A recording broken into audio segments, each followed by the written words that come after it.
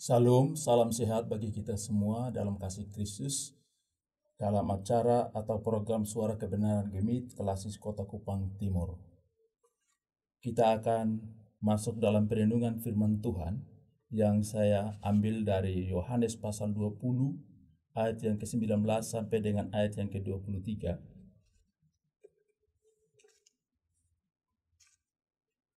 Yesus menampakkan diri kepada murid-muridnya. Ketika hari sudah malam pada hari pertama minggu itu, berkumpullah murid-murid Yesus di suatu tempat dengan pintu-pintu yang terkunci, karena mereka takut kepada orang-orang Yahudi. Pada waktu itu datanglah Yesus dan berdiri di tengah-tengah mereka dan berkata, "Damai sejahteralah bagi kamu." Dan sesudah berkata demikian, ia menunjukkan tangannya dan lambungnya kepada mereka. Murid-murid itu bersuka cita ketika mereka melihat Tuhan. Kata Yesus sekali lagi, "Damai sejahtera bagi kamu. Sama seperti Bapa mengutus aku, demikian juga sekarang aku mengutus kamu." Dan sesudah berkata demikian, ia menghembusi mereka dan berkata, "Terimalah Roh Kudus. Jikalau kamu mengampuni dosa orang, dosanya diampuni. Dan jikalau kamu menyatakan dosa orang, tetap ada, dosanya tetap ada." Demikian jauh pembacaan firman Tuhan yang berkati kita pada siang ini. Sekali lagi salam. Bapak Mama yang terkasih dalam Tuhan kita Yesus Kristus, dari pembacaan kita yaitu Yohanes pasal 20 ayat 19 sampai pada ayat ke-23, saya mengambil sebuah topik yaitu menjadi pemenang yang sejati atau pemenang sejati. Bapak Mama, saudara-saudara yang kasih dalam Tuhan kita Yesus Kristus, kita lihat peristiwa penampakan Tuhan kepada murid-murid itu menggambarkan bahwa ada suatu perubahan yang dialami oleh murid-murid pada waktu itu. Ketika kita melihat sebuah penampakan yang Tuhan tunjukkan kepada murid-murid, pertama kali kita lihat peristiwa yang terjadi di situ. Ya, pertama kali menampakkan diri kepada murid-murid, mereka sedang ada dalam posisi apa? Mereka ada dalam posisi semua pintu-pintu terkunci dan mereka rasa ketakutan. Kenapa mereka sampai merasa ketakutan?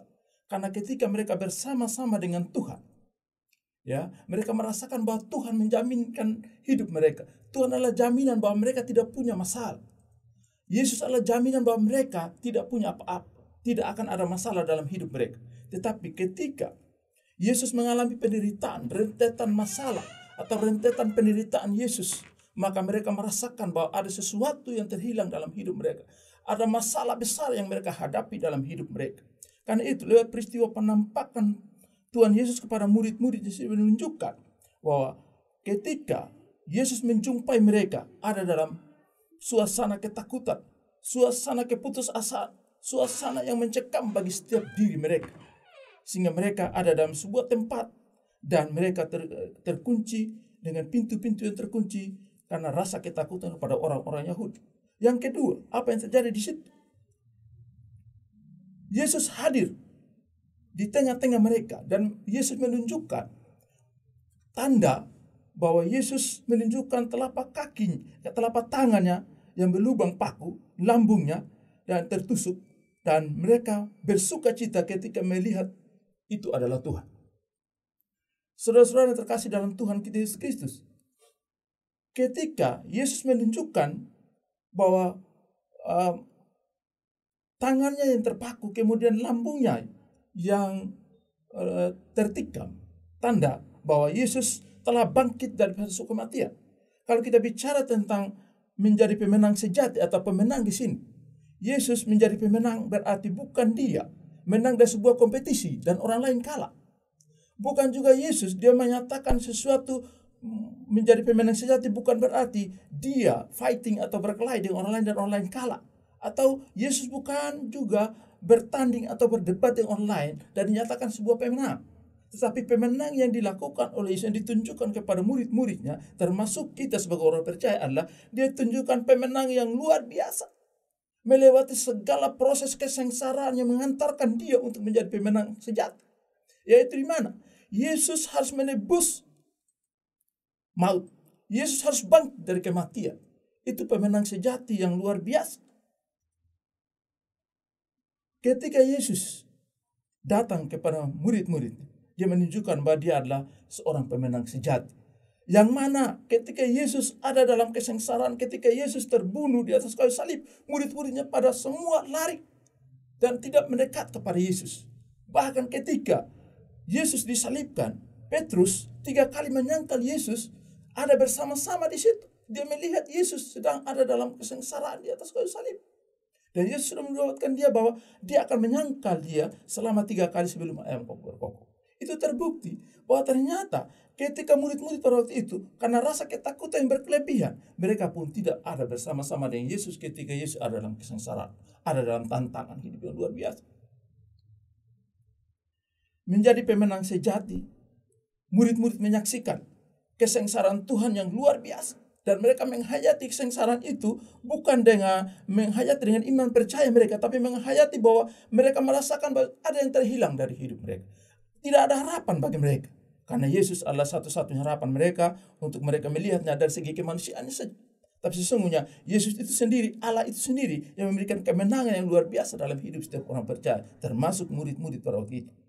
Sehingga ketika Tuhan Yesus ada di antara mereka, dia mengatakan, damai sejahtera bagi kamu. Satu kekuatan yang diberikan kepada murid-murid pada waktu itu. Kenapa? Ketika mereka kehilangan harapan, ketika mereka kehilangan pegangan, ketika mereka ada dalam kungkungan, ketika ada dalam ketakutan, ada dalam kekhawatiran, Yesus datang. Dia mengatakan kepada mereka, damai sejahtera bagi kamu. Sebuah ungkapan yang memberikan penguatan bagi murid-murid pada waktu itu. Sudah berkata demikian, dia juga menghembuskan Roh Kudus. Roh Kudus memberikan penguatan bagi murid-murid untuk menemui jati diri mereka yang sesungguhnya, dan mereka memandang Yesus itu adalah Allah yang hidup bagi mereka. Saudara-saudara yang terkasih dalam Tuhan kita Yesus Kristus, menjadi pemenang sejati, saya mau menyampaikan 2 hal. Yang pertama, kalau kita menjadi pemenang sejati, kita harus mampu mengasihi. Kita harus mampu mengasihi. Bagaimana kita menjadi pemenang sejati kalau kita tidak mampu mengasihi orang lain? Pemenang sejati harus mampu mengasihi tanpa dendam, tanpa membenci. Pemenang sejati adalah orang yang mampu mengasihi. Yesus adalah pemenang sejati yang mampu mengasihi luar biasa, yaitu karena begitu besar kasih Allah akan dunia ini, sehingga ia telah mengaruniakan anaknya yang tunggal, supaya setiap orang yang percaya kepada tidak binasa, melainkan memperoleh hidup yang kekal.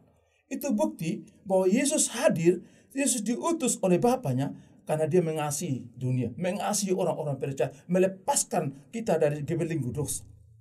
Kasih Tuhan tak pernah terbatas. Walaupun kadang-kala kita tidak pernah mengerti kasih Tuhan. Karena itu, setiap orang yang mengerti tentang kasih Tuhan adalah orang yang mengerti tentang rancangan Tuhan. Rancangan Tuhan itu adalah rancangan yang luar biasa. Kadang-kala ketika kita menerima rancangan Tuhan itu menyakitkan bagi kita. Tapi ketika kita memandang itu dari segi iman, maka kita akan mengatakan itu kasih yang luar biasa sesungguhnya secara luas dan dalam dan hidup orang percaya. Saudara-saudara yang kasih dalam Tuhan kita Yesus Kristus, apa bukti kasih Tuhan dalam hidup kita? Apa kebaikan Tuhan dalam hidup kita? Pernahkah kita merasakan sebagai orang percaya? Atau mungkin kita berkata Tuhan sekedar angan-angan saja, atau Tuhan sekedar dalam mimpi saja, atau mungkin Tuhan sekedar dalam cerita saja. Tapi sesungguhnya pengalaman yang dialami oleh murid-murid yang ditujukan kepada kita lewat firman Tuhan ini menunjukkan bahwa Yesus bukan sekedar angan-angan, tapi dia Allah yang hidup, yang memberikan jaminan keselamatan. Bukan saja, tapi dia menjaminkan surga bagi setiap orang yang dikasihinya.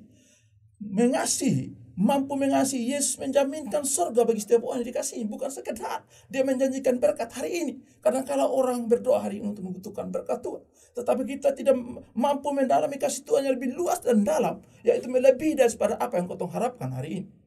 Itu yang dilakukan oleh Tuhan. Jadi saya mengatakan dia menjadi seorang pemenang sejati kan dia mampu membangun kasih yang luar biasa bagi orang percaya, mampu membangun kasih bagi dunia ini. Karena itu kita sebagai orang percaya harus kita memahami betul dari segi iman, dari segi rohani, bahwa rancangan Tuhan itu unik dan luar biasa dalam hidup orang percaya. Karena itu, ketika kita mengasihi Tuhan, maka kita juga harus mengasihi dengan penuh pengorbanan. Kita juga harus mengasihi dengan secara totalitas hidup kita sebagai orang percaya. Mengasihi Tuhan luar biasa. Karena kita sudah merasakan kasih Tuhan yang luar biasa. Saudara-saudara yang kasih dalam Tuhan kita Yesus Kristus, kasih Tuhan itu memang kadang-kala keras, kadang-kala juga menyakitkan, tapi di balik semua itu Tuhan menjanjikan Aku tidak pernah merancangkan kecelakaan bagi kamu, tapi aku merancangkan damai sejahtera bagi kamu. Ingat, ketika kita ada dalam masalah, ketika kita ada persoalan apapun, kita yakini bahwa Allah kita dalam nama Yesus, Allah yang menjanjikan damai sejahtera, Allah yang menjanjikan keselamatan. Dia tidak pernah merancangkan kecelakaan. Bagaimana kita melihat Tuhan? Kadang-kadang kita bertanya, Tuhan hadir dalam hidup saya lewat apa? Kita tidak pernah mengerti. Tapi saudara-saudara, bagaimana cara melihat Tuhan? Tuhan tidak mungkin dia turun dari langit dan berbicara langsung dengan kita. Tapi Tuhan dia hadir dengan caranya sendiri. Mungkin kita dalam rumah tangga tidak aman. Suami, istri, anak-anak mungkin tidak aman. Tapi satu anak kecil yang paling kecil dalam rumah tangga kita menegur mungkin. Bapak jangan marah-marah. Mama jangan terlalu cerewet. Kakak jangan memaki. Itu cara Tuhan untuk menegur setiap individu Kristen dalam setiap rumah tangga Kristen. Dan itu kita harus menerima dari segi iman. Tapi ketika kita menerima dengan segala kesombongan kita, dengan keegoisan kita, maka kita akan memandang itu biasa-biasa saja. Karena kita tidak pernah mengerti rancangan Tuhan. Kalau orang mengerti rancangan Tuhan, ketika ada dalam masalah, sesuatu yang kecil pun dia memaknai bahwa itu cara Tuhan. Saudara-saudara yang kasih dalam Tuhan kita Yesus, hadirnya Tuhan dalam hidup kita secara lebih luas, model bagaimana? Kita baru saja mengalami musibah demi musibah. COVID-19 memberikan pelajaran bagi kita. Bahwa ternyata Tuhan menampakkan diri bahwa dia ada di tengah-tengah masalah kita. COVID membuat orang Kristen, membuat masyarakat tidak berdaya, pasrah saja dan tidak mau berbuat apa-apa lagi. Kemana kita harus melangkah? Kalau kita orang percaya, kita yakini bahwa Tuhan akan hadir, Tuhan akan nampak di tengah-tengah kekalutan kita. Tuhan akan nampak di tengah-tengah penderitaan kita. COVID mengantarkan kita untuk takut berkelebihan. COVID mengantarkan kita untuk putus asa dan kita tidak mengerti apa-apa tentang rancangan Tuhan. Tapi saya mau bilang, lewat penampakan Tuhan memberikan penguatan bagi kita bahwa kita harus melihat Tuhan di tengah-tengah persoalan kita. Tuhan ada. Tuhan menyelesaikan segala persoalan bagi orang percaya. Tapi bagi orang yang tidak percaya, maka dia tidak akan mengalami pemulihan. Dia tidak akan mengalami jalan keluar. Dia tidak akan mengalami pemulihan yang luar biasa dari Tuhan. Karena itu sebagai orang percaya, kita harus melihat itu semua dari segi iman. Bahwa ada rancangan Tuhan yang terindah di balik semua persoalan hidup kita. Hal yang kedua, kita lihat setelah COVID, ada lagi musibah, angin tofan, badai. Itu sangat menakutkan bagi kita. Semua itu Tuhan izinkan terjadi supaya melihat kita menjadi orang percaya, menjadi pemenang yang sesungguhnya. Seperti Kristus menang dari segala penderitaan dan menebus maut. Kita baru kebanjiran, kita sudah kewalahan. Baru angin tofan, kita tidak bisa berdaya lagi. Dan kita tidak mau menjadi pemenang. Tapi saya bersyukur bagi orang-orang yang merasakan bahwa di tengah badai ada Tuhan, di tengah-tengah tantangan ada Tuhan, maka dia akan menjadi pemenang. Paling tidak dia akan menjadi pemenang. Dan itu Tuhan melihat hatinya, melihat hidupnya, dan Tuhan pasti menolong dia. Tapi orang yang putus asa di tengah-tengah tantangan, orang yang putus asa di tengah musibah, orang yang putus asa di tengah badai, orang yang putus asa di tengah kebanjiran, maka dia tidak akan menjadi pemenang sejati. Karena itu menjadi seorang pemenang sejati adalah seorang pemenang yang kedua mengubah keadaan. Ketika kita menjadi pemenang sejati, kita harus mampu mengubah keadaan. Keadaan apa yang diubahkan oleh Yesus kepada murid-murid, kita lihat kembali di situ. Yang pertama-tama mungkin mereka melihat keterbatasan. Yesus itu hanya sekedar anak manusia yang mati dan habis selesai. Sehingga mereka penuh dengan ketakutan. Tapi ketika Tuhan Yesus menunjukkan semua hal yang terjadi, yaitu tangannya dan lambungnya, mereka ingat bahwa ternyata mereka melihat Tuhan. Mereka menyadari bahwa dia bukan sekedar manusia, tapi itulah Tuhan yang berkuasa dalam hidup mereka. Mereka yakini dari iman percaya yang luar biasa. Karena itu, ketika Yesus menampakkan diri kepada murid-muridnya, mengubahkan segala sesuatu. Keputusasaan diubahkan dengan sukacita. Masalah diubahkan dengan satu harapan. Semangat diberikan. Kelemahan, keputusasaan diubahkan menjadi sebuah semangat untuk melayani Tuhan. Itu luar biasa. Dan itu harus ada dalam kehidupan orang percaya. Karena itu bagaimana kita mengerti bahwa Tuhan ada dengan kita. Bagaimana kita memahami bahwa Tuhan ada bersama-sama dengan kita. Kita harus memahami bahwa kita harus mengerti dari setiap masalah-masalah hidup kita. Kita tidak bisa menjadi orang-orang gampangan yang hanya siap menerima yang baik saja. Ketika kita menerima yang baik saja, maka kita menerima yang baik, maka kita orang-orang yang gampang jatuh dan tidak punya pegangan apa-apa. Dan jaminan keselamatan pun kita tidak akan mendapatkan. Karena orang yang mendapatkan jaminan keselamatan adalah orang yang memandang pada penderitaan Kristus sampai dia menebus maut dan dia bangkit daripada kematian itu. Itu orang yang mampu melihat itu semua dengan imannya dan sekaligus dia mampu mengubah kondisinya, melihat keadaan semua ini bahwa ada rancangan Tuhan yang terbaik. Saudara-saudaraku yang terkasih dalam Tuhan kita Yesus Kristus, keadaan mengubah segala sesuatu. Kemarin ketika kita menghadapi badai seroja, ya, orang berkonotasi serangan roh jahat. Tapi sesungguhnya kita melihat semuanya itu mengubahkan orang mungkin tidak pernah berdoa. Ketika ada angin tofan, ketika ada banjir yang luar biasa, mungkin orang bisa berdoa. Kalau kita bertanya setiap pribadi-pribadi orang, dia akan mengatakan, waktu hujan badai, ketika angin kencang, saya berdoa. Pasti kita merasakan kesaksian dari setiap orang. Itu mengubahkan keadaan. Mungkin selama ini dia tidak pernah berpikir tentang Tuhan yang bagaimana. Tapi ketika ada badai, ketika ada tantangan, ketika ada COVID, dia harus ikut untuk menyembah Tuhan. Dia harus ikut untuk percaya pada Tuhan. Yang mungkin ketika belum ada tantangan, dia menganggap itu biasa-biasa saja. Gereja biasa-biasa saja. Tapi ketika ada COVID, ketika ada masalah, dia tahu bahwa Tuhannya ada. Karena itulah hidup orang percaya harus diubahkan. Karena itu ketika Tuhan Yesus menampakkan diri menjadi pemenang sejati, maka dia mampu mengasihi kita, dia mampu mengubah keadaan kita. Saudara-saudaraku yang kekasih dalam Tuhan kita Yesus Kristus, kalau kita tahu bahwa Tuhan hadir di tengah-tengah masalah kita, apa yang kita perbuat dengan masalah kita? Apakah kita harus lari dari kenyataan? Tapi sesungguhnya, kalau kita sudah mengerti bahwa dia adalah Tuhan yang mengubahkan segala sesuatu, maka kita harus rubah perilaku kita, harus rubah sikap kita sebagai orang percaya, yaitu harus berpadanan pada perilaku Yesus yang tergantung di atas salib bangkit dan menyelamatkan orang berdosa.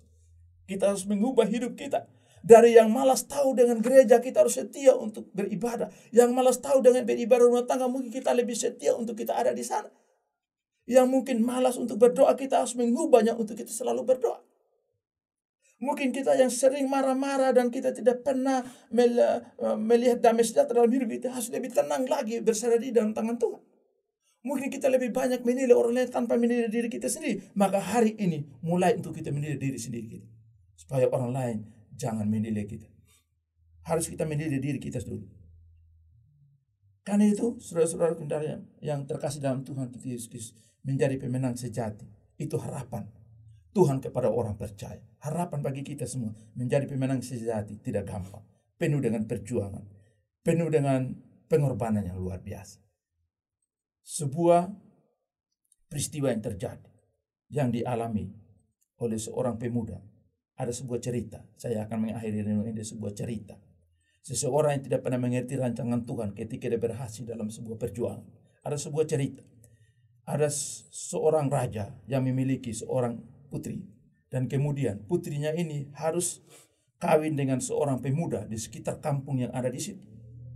Tapi bagaimana cara untuk memilih salah satu pemuda, dia harus menjadi putra mahkota. Kemudian dikumpulkan semua pemuda di kampung itu. Dan kemudian mengadakan sebuah perlombaan. Perlombaan apa yang dilakukan oleh raja itu? Dia mengumpulkan semua pemuda di depan istana. Dan di depan istana itu ada sebuah kolam besar. Panjangnya sekitar 100 meter. Kemudian para pemuda, mereka harus berkumpul untuk menghadapi kolam itu. Yang ada di dalam kolam itu, apa kira-kira? Yang ada itu adalah buaya-buaya lapar semua. Yang ada dalam kolam itu. Ketika semua pemuda melihat kolam itu, mereka belum tahu apa yang dilakukan oleh raja kepada mereka. Kemudian raja mengatakan begini, siapa yang berani melewati tantangan ini, saya akan mengangkat dia menjadi putra mahkota sekaligus menikahkan dengan putri saya. Dan bukan itu saja, saya akan memberikan dia hadiah 1 miliar. Uang 1 miliar. Saudara-saudaraku, semua pemuda memang senang mendengar berita itu. Tapi mereka tidak tahu apa yang mereka harus lakukan untuk mendapatkan itu. Kemudian raja dia berkata begitu, saya butuh seorang pemuda pemberani. Saya butuh seorang pemuda yang mampu melewati tantangan. Tiba-tiba saudara-saudaraku, salah satu pemuda itu melompat dalam air. Ketika dia melompat dalam air, dia berenang dengan secepat mungkin untuk mencapai ujung daripada kolam itu. Dia berenang dengan penuh daya, dengan penuh perjuangan. Karena memang di dalam kolam itu banyak sekali buaya-buaya lapar. Dan dia berenang begitu rupa untuk mencapai tujuannya, yaitu mencapai pinggir kolam itu. Saudara-saudara, apa yang terjadi? Pada akhirnya juga, walaupun dia berenang dengan susah payah, karena taruhannya adalah nyawa, karena dia berhadapan dengan buaya-buaya lapar dalam kolam itu. Tapi apa yang terjadi? Pada akhirnya, pemuda itu juga mencapainya dengan tantangan yang luar biasa.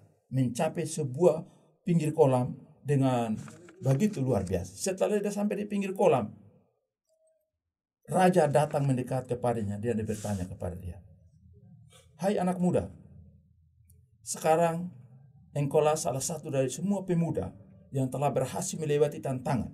Dan kamu akan berhasil mempersunting putri saya, dan kamu akan mendapatkan gelar mahkota. Kemudian bukan itu saja, kamu akan mendapatkan hadiah 1 miliar. Apa jawaban pemuda itu?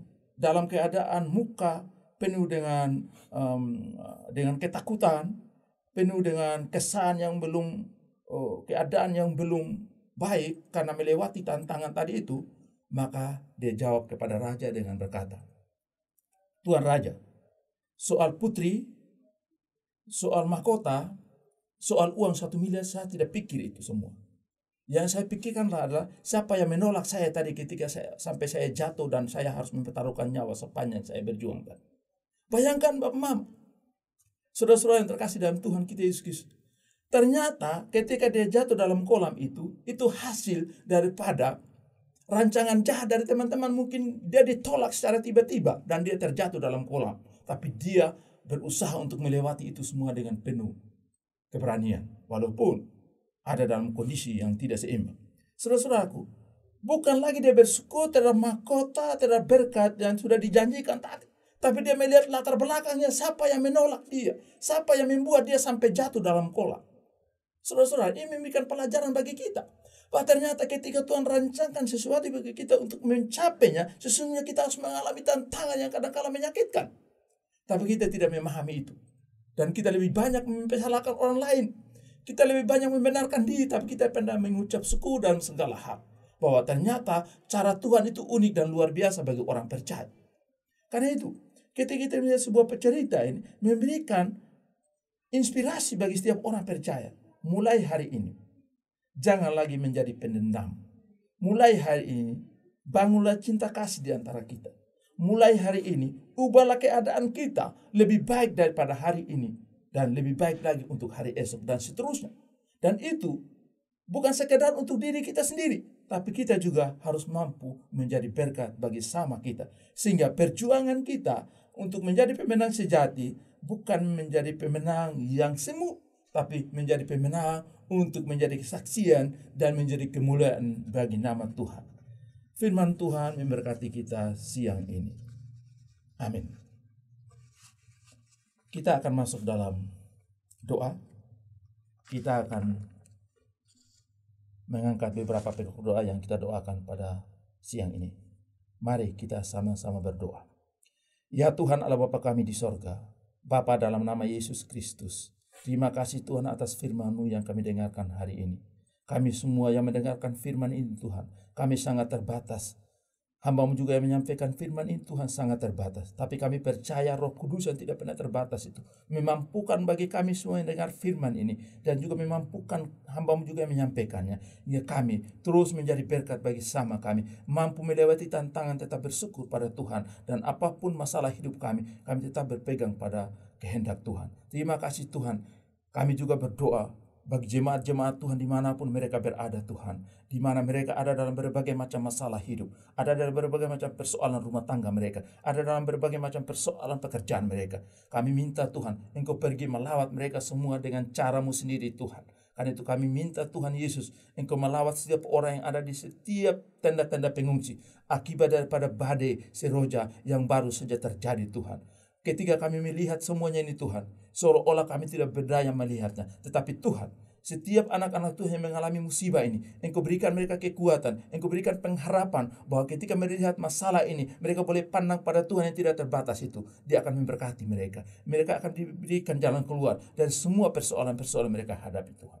Terima kasih Bapa di sorga. Kami berdoa juga bagi orang-orang yang sakit karena COVID. Orang-orang yang sakit di rumah sakit maupun di rumah-rumah. Tuhan, Engkau pergi lawat mereka semua Tuhan. Dan bila mereka diberikan harapan, bila mereka diberikan kekuatan untuk mereka terus maju bersama-sama dengan Tuhan. Mampu mengalahkan segala masalah hidup mereka dan tetap bergantung pada Tuhan. Terima kasih Bapa di sorga. Kami juga berdoa Tuhan bagi tim-tim relawan yang dibentuk oleh pemerintah maupun dibentuk oleh komunitas-komunitas gereja dimanapun mereka berada. Yang dengan sukarela untuk membangun kerjasama, membantu setiap orang-orang yang mengalami musibah lewat banjir maupun lewat angin. Bahkan juga tim relawan COVID yang sedang berjalan saat ini. Engkau tetap menuntun, menyertai, memberkati mereka Tuhan. Yang mereka benar-benar boleh melakukan itu semua dengan tulus ikhlas. Dan itu menjadi berkat bagi setiap orang yang menerimanya. Dan di dalam itulah nama Tuhan boleh dipuji dan dipermuliakan. Kami berdoa juga para dokter. Kami berdoa juga para perawat yang sedang merawat orang-orang sakit di rumah sakit. Baik penderita COVID maupun juga penyakit-penyakit yang lain. Kami tetap serahkan ke dalam tangan Tuhan. Terima kasih Bapa di surga, terima kasih. Kami juga berdoa bagi para pelayan-pelayan Tuhan yang Tuhan utus di tengah-tengah dunia ini, lebih khusus Gemit. Tuhan, Engkau berkati setiap hamba-hambamu yang Engkau pakai sebagai saluran berkat, para pendeta, para penetua jemaat. Tuhan, Engkau berkati semuanya Bapa, yang mereka boleh dipakai Tuhan secara luar biasa dan heran. Lebih khusus juga kami berdoa bagi ketua kelasis Tuhan yang luar biasa ada di tengah-tengah jemaat Tuhan saat ini. Engkau berkati hambamu dalam seluruh tugas tanggung jawabnya. Engkau berkati hambamu bila terus bertambah-tambah dalam hidupnya. Menjadi seorang bapa, menjadi seorang pelayan, menjadi seorang panutan yang luar biasa. Kehidupan rumah tangga, pergumulan keluarga, kami tetap taruh ke dalam tangan Tuhan. Terima kasih Bapa di surga, terima kasih. Kami serahkan seluruh pergumulan hidup kami. Kami tetap berpengharapan bahwa Tuhan tetap mendengar doa kami. Terima kasih Bapa di surga, terima kasih. Ini doa kami Bapa. Ini syafaat kami. Dalam nama Tuhan Yesus Kristus kami sudah berdoa dan mengucap syukur. Haleluya. Amin.